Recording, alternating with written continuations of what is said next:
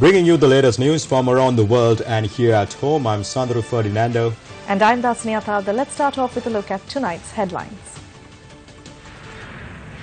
President Sirisena says increasing Sri Lanka's forest cover is a priority of the government. Minister Daya Gamage saves the life of the former chairman of the Eastern Provincial Council. Historic Trump-Putin summit kicks off in Helsinki. Experts opine that leopard beaten to death in Kilinochchi may have been tame.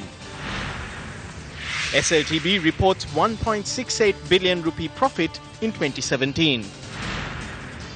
Celebration grips Paris as France win their second World Cup. Former chairman of the Eastern Provincial Council, Chandradasa Galapathy, suffered a heart attack during a ceremony in the Ampara area today.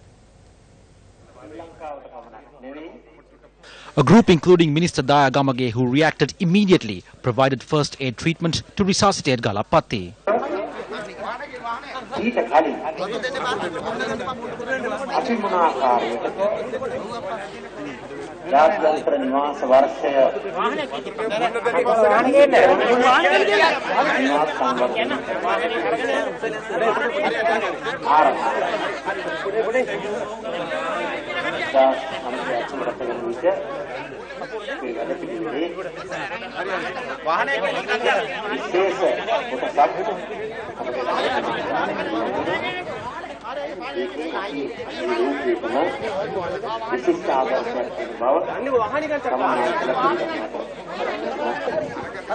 Chandradasa Galapathy was thereafter hospitalized.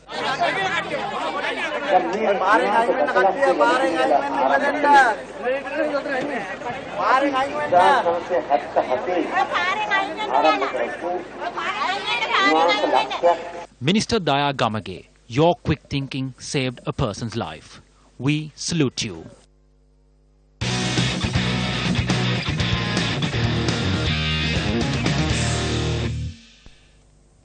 The French national team was crowned world champions after defeating an underdog Croatian team 4-2 in the World Cup final in Moscow yesterday, capturing its second World Cup title.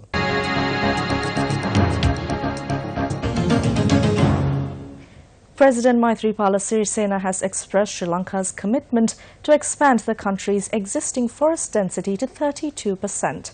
The president made this statement while addressing the 24th session of the Committee on Forestry and the 6th World Forest Week in Rome, Italy. The conference began this morning at the headquarters of the United Nations Food and Agriculture Organization in Rome, Italy. Addressing the conference, President Maithripala Sirisena said forests provide many socio-economic benefits to humans, including food, energy and shelter, which are basic human needs. To sustain these basic human needs, President Sirisena said forests need to be sustainably managed, adding the Committee on Forestry is the best platform for a broad dialogue where the required decisions could be made.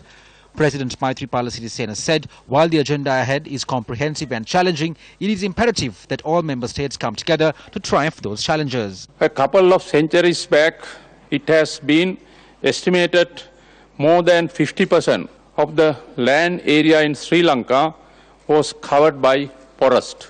And now the total forest cover of the island, excluding other forms of vegetation, is estimated at 29.7% of the total land area of the country.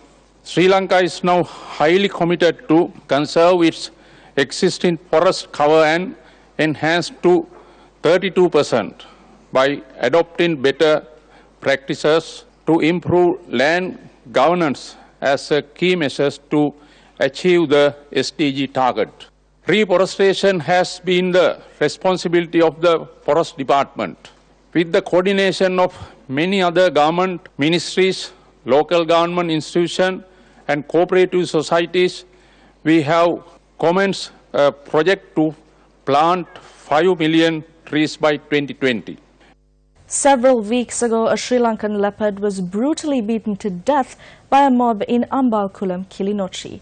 Various views over this leopard have begun to circulate in society at present.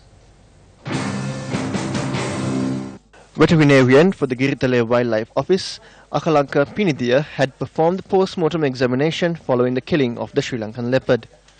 The Department of Wildlife says due to the presence of an unusual layer of fat in the animal's skin layer, a conclusion can be drawn that it was not an animal that lived in the wild, but it was a domesticated one. No hairballs were discovered inside the leopard's intestines during the post-mortem examination as well. The Department of Wildlife says it is common to locate fur balls in the intestines of carnivores.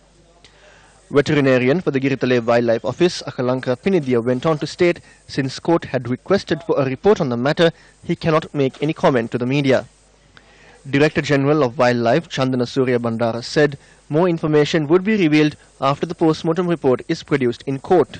Locals in the area claim several days before the incident, a group of soldiers had conducted a search in the area, stating a canine had gone missing from the army camp. I've been living here since 1978. I have never come across an instance where a leopard had roamed the area. The leopard that came here on the 21st is the very first time we saw one. The villagers believe the leopard could have been a domesticated one. The reason is because several days before the incident, soldiers from the camp were searching for an Alsatian dog. They were searching for a big dog with spots on it. That is why we have suspicions. Around 4 soldiers from the camp were searching for a dog, but dogs never run into the jungle. Elephants roam in the area, but never a leopard. The Kilinochchi police said 4 days prior to the incident, a group of soldiers had filed a complaint stating a dog had gone missing. A leopard raised in a camp is always tamed in the presence of people and soldiers. He jumps onto people not because he wants to attack people, but because he is used to human company. But the people might have panicked, and that is why they killed it. Yet no one can justify the killing. At the same time, no one can justify having a domesticated animal in a military camp. That is a violation of the Fauna and Flora Protection Ordinance. While those who killed the leopard must be punished, the military officers who had it tamed in a camp should also be punished.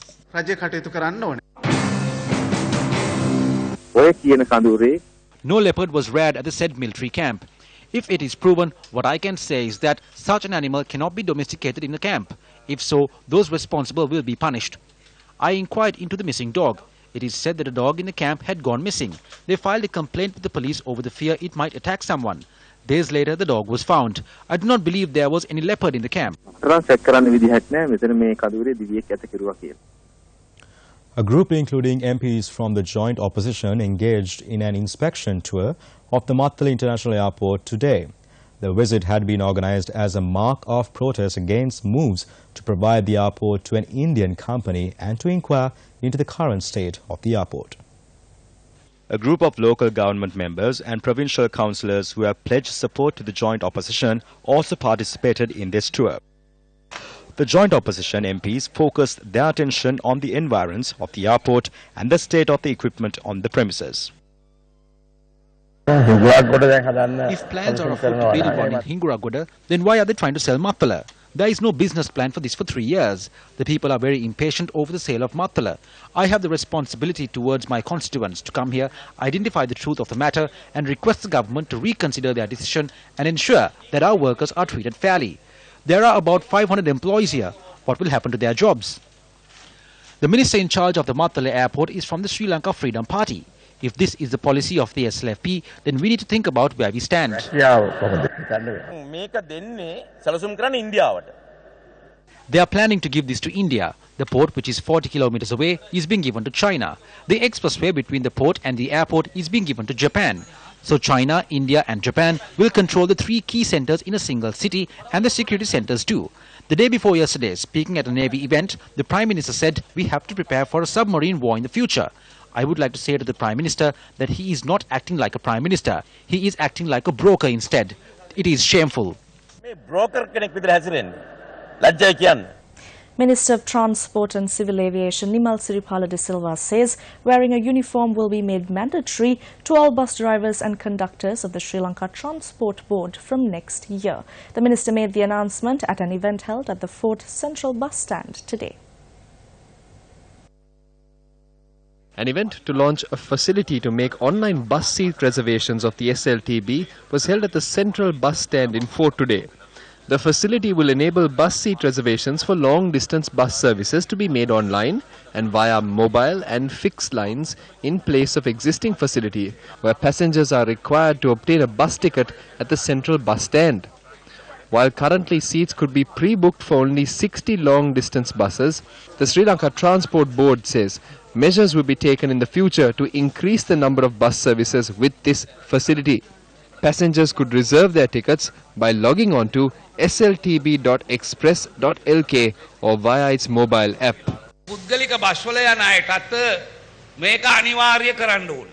This has to be made mandatory for private buses as well. Everywhere bus stands are run by thugs. We have to get rid of this concept as well. We are planning a similar system for trains together with the Asian Development Bank. We have to increase the quality of bus employees. Therefore, I order the chairman to give a uniform to every bus driver and conductor from next year. We will grant this through funds of the SLTB. We will change the laws for defrauding bus tickets where it will be considered as misuse of public property. This will not enable bail to be granted, which means the person accused has to remain in remand custody until the case is concluded. Brokers who loiter around these areas should be captured and imprisoned. We cannot let the country's transport service fall into the hands of the thugs and drug peddlers.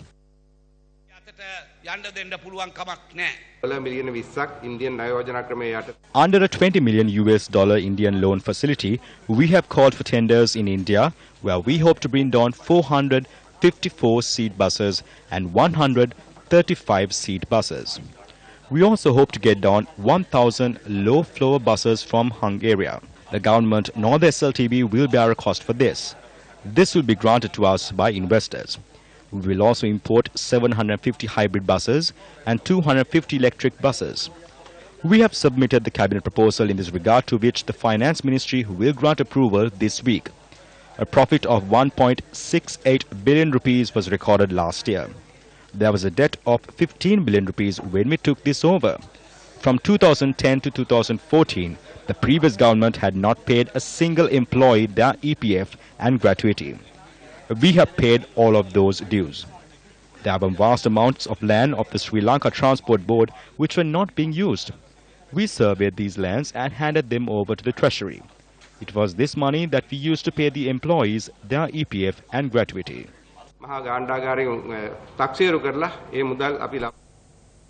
The Sri Lanka Pudujana Peramuna convened a media briefing in Colombo today. When the leaders of the joint opposition met last week, they reached a very important decision. The matter was regarding the leader of the opposition. Of the 92 MPs seated in the opposition side of the speaker, 70 are representing the joint opposition. These MPs do not accept R. Sambandhan as the leader of the opposition. The MPs also do not have faith in him. R. Sambandhan is the only opposition in the world that has never criticized the government on any important act in parliament. For 3 years, he raised his hand in support of the budget with no amendments. When the motion of no confidence was presented against Prime Minister Ranil Wickremesinghe, the TNA and R. Sambandhan resorted to everything possible to protect him. I believe Speaker Karu Jayasuriya should take into consideration the request of these 70 MPs and reach a decision.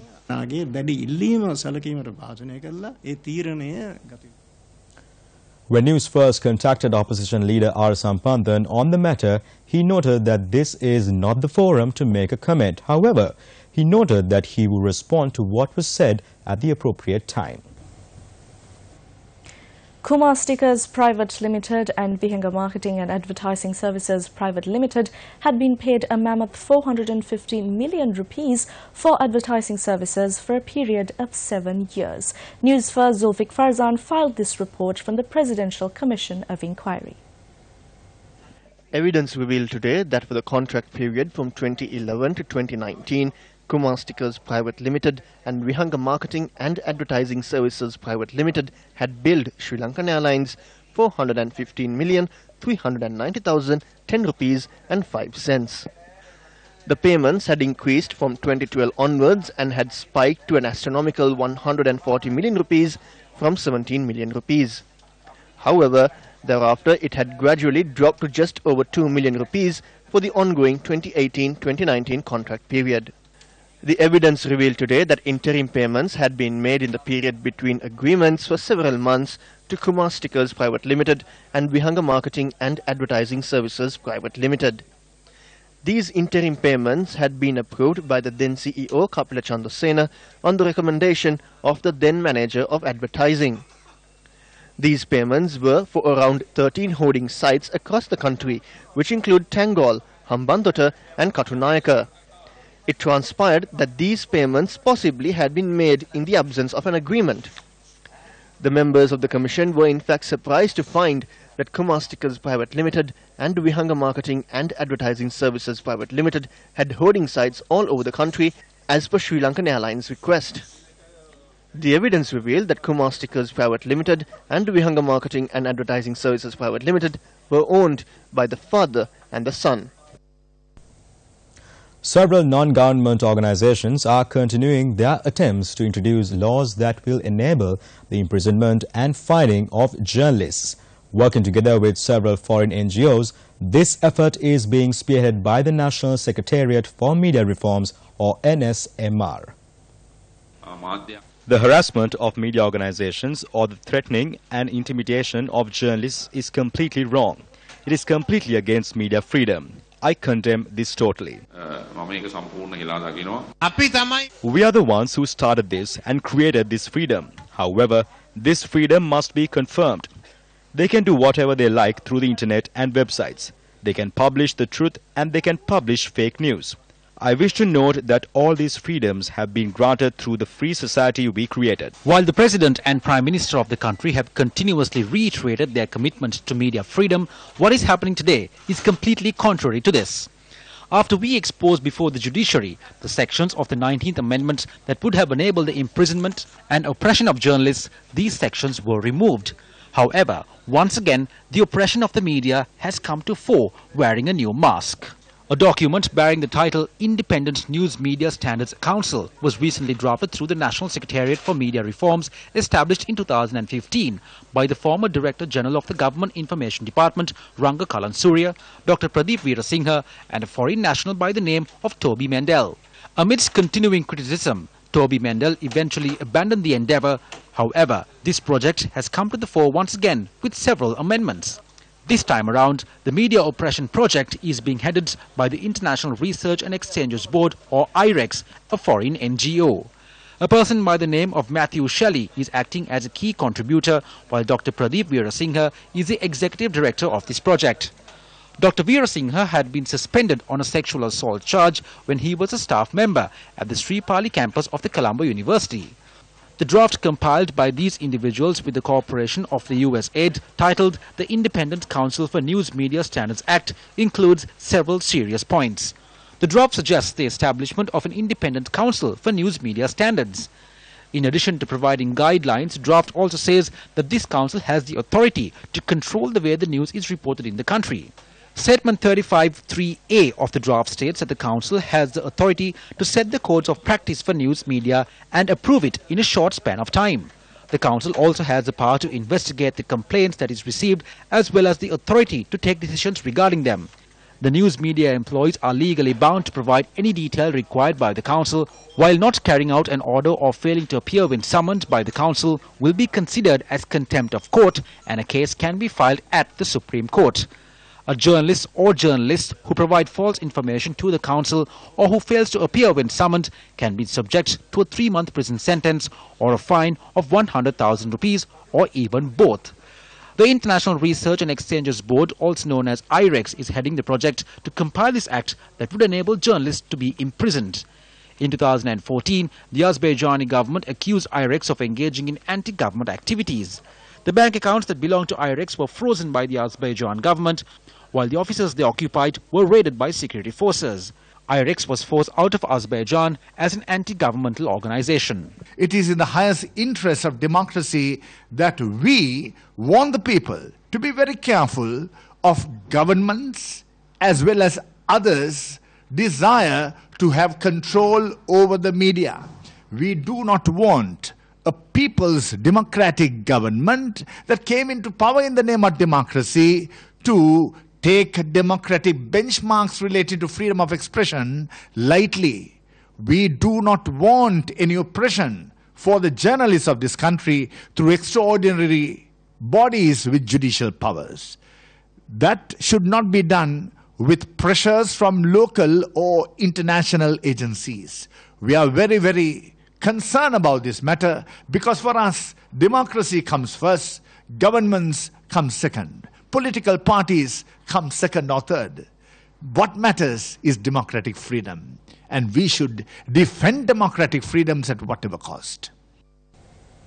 The 91st and 92nd Udagamana model villages were constructed in Uksiripura Damana in Ampara under the Samata Sevana housing program was vested with the public today. The event was graced by Deputy Leader of the UNP, Minister Sajith Premadasa. These two villages have been named as Turudugama and Muvasirigama and has 50 houses. Title deeds were presented to beneficiaries by Minister Sajith Premadasa and other guests.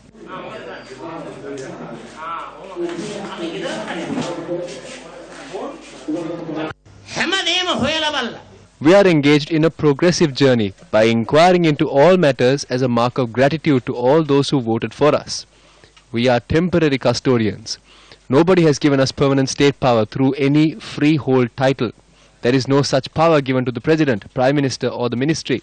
It is renewed every 5 to 6 years. During that time, what do the people look for? They see as to whether the journey is positive. Was there development? Was there extortion? Was there looting from the port and the airport? People will reach a decision based on those factors. Former police DIG Prasanna Nanakara and former Mount Lavinia Police Sub-Inspector Tissa Sugatapala were released on bail today by Mount Lavinia Chief Magistrate Mohammad Mihaim. They were earlier arrested for concealing evidence relating to the Lasantha Vikramatunga homicide. The Chief Magistrate ordered them to be released on a cash bail of 50,000 rupees each and 2 surety bails each of 1 million rupees. The Chief Magistrate noted that those who sign for a bail should be close relatives of the family. In addition, the duo were ordered to surrender their passports to court and were barred from travelling overseas. The Chief Magistrate ordered Nanyakara and Sugatapala to appear before the Criminal Investigation Department on the final Sunday of every month. The case was postponed to the 27th of September. Minister of Finance and Mass Media Mangala Samaravira has provided an explanation regarding a statement he made about the Rotary and Lion clubs. The minister in his release says in response to a question on the restoration of the capital punishment for drug dealers in a press conference last week, while reiterating opposition to capital punishment, the minister said that certain individuals connected to the drug trade try to cover their sins by being benefactors of society, holding high positions in various organizations or as philanthropists in religious organizations. The minister in his statement says, and I quote, "Inadvertently, I also mentioned Rotarians and Lions clubs, which I deeply regret," unquote. The minister adds that while there may be some individuals in society that join various organizations for such reasons, he fully recognizes and acknowledges that this does not in any way diminish the noble charitable work which has been done and continues to be done by these organizations throughout the country, especially for the poor, needy, destitute and the vulnerable. And that's all the news for tonight. I am Sandhu Ferdinando. And I am Dasni Athada. Good night.